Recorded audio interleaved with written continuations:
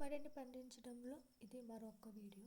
నేను మడికాడికి వెళ్తూ ఉంటే చాలామంది పొలాలన్నీ ఇలాగే బురదగా తయారు చేసి ఉన్నారు. వాళ్ళు ఇంకా నాట్ల గురించి కానీ దేని గురించి తొందరగా డెసిషన్ తీసుకోలేదేమో. అలాగ మడినంతా తడిపేసి ట్రాక్టర్తో దున్నేసి పక్కనే వరి పండించడానికి ముందు మనం నారు అనేది పోసుకుంటాం కదా, అంటే వడ్లు అలాగా కైలో కొంచెం చల్లేస్తాం కదా, అలా చల్లేసి నారు తీసుకొని తర్వాత నారునంతా పెరిగేసి కట్టలుగా కట్టి అప్పుడు కదా నారినంతా నాటిపిస్తారు. మనం అంటే డ్రమ్ విత్తనం వేసేసాము కొంత మొలక వచ్చిన తర్వాత. కాబట్టి వాళ్ళు అలా చేయలేదు, మనం ఇలా చేసాము, తొందరగా అయిపోతుంది పని అని చెప్పి. కొంచెం లాంగ్ ప్రాసెస్ కదా, వాళ్ళు లాంగ్ ప్రాసెస్గా కొంతమంది ఇష్టపడుతున్నట్టున్నారు. మన షార్ట్ పీరియడ్ అనమాట. లాంగ్ టైంకి ఇలాగ షార్ట్ పీరియడ్కి కొంచెం స్ట్రైన్ అనేది మనం తీసుకోవాల్సి ఉంటుంది, బాగుంటుంది స్ట్రైన్ అనేది, కలుపు ఎక్కువగా రావడము అట్లంతా ఉంటుంది. ఇక్కడ ఏమంటే నేను ఇంటి నుంచి మడికాడికి వెళ్ళేటప్పుడు వేరే దారిని వెళ్ళామని, చిన్నప్పటి నుంచి మనం ఏ దారిని అయితే పోతామో ఆ దారిని వెళ్ళామన్నమాట. అక్కడ పెద్ద కొండ ఉంటుంది, ఆ కొండ పైన ఈజీగా నడుచుకుంటూ జాలీగా పోవచ్చు. ఇంకా మేము వెళ్ళిన తర్వాత అక్కడ ఒక చిన్న బ్రహ్మజము లాగా ఒకటి ఉంటుంది కదా, 4 కాలమ్స్ ఉంటాయి చూడండి, వాటికి అలాంటివి చిన్నవి ఉంటాయి. అవి మేము చిన్నప్పుడు తినేవాళ్ళము, కానీ దాని పేరేంటో నాకు తెలియదు. అలా వెళ్ళే దారిలో ఇక్కడ మేడిపండు చెట్టు ఒకటి కనపడింది అనమాట, అది అత్తి చెట్టు. దాని పేరు కొమ్మి కైలో నాటినాను. అది వేరు చాలా పొడవుగా వచ్చింది. అక్కడ గడ్డపార చూస్తే లేదు, నాన్న ఎక్కడ పెట్టున్నారు, ఎగ్జాక్ట్ ప్లేస్ నాకు తెలియలేదు.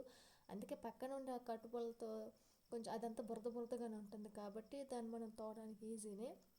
వస్తే నేను ఆ వేరునంతా అలా మట్టిలో పెట్టి పాతి పెట్టేశాను మొలవాలని చెప్పి. ఎందుకంటే అత్తిపండు వల్ల మనకు చాలా బెనిఫిట్స్ ఉంటాయి కదా, అదే మేడిపండు చెప్పాను కదండి, అది చాలా ఎక్కువ బెనిఫిట్స్ ఉంటాయి.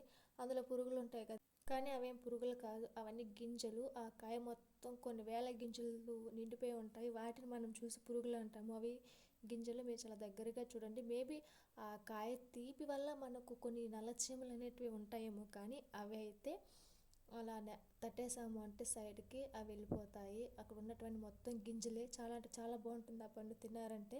దానివల్ల మనకు ఆరోగ్య ప్రయోజనాలు కూడా చాలా బాగుంటాయి.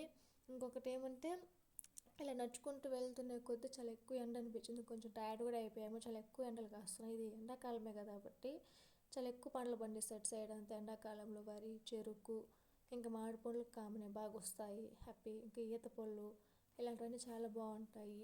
మీరు చూస్తున్నారు కదా, ఇదే. నేను చూసేసరికి నాన్న వాళ్ళు తోలుకొని పోయేసి అది ఎవరు డ్రమ్ విత్తనం వేసే అంకుల్ని, డ్రమ్ విత్తనం యొక్క మిషన్ మీకు చూపించాల్సింది. అందులో సీడ్స్ అంతా వేసేసి వరి సీడ్స్ అలా లాగేస్తూ ఉంటారు.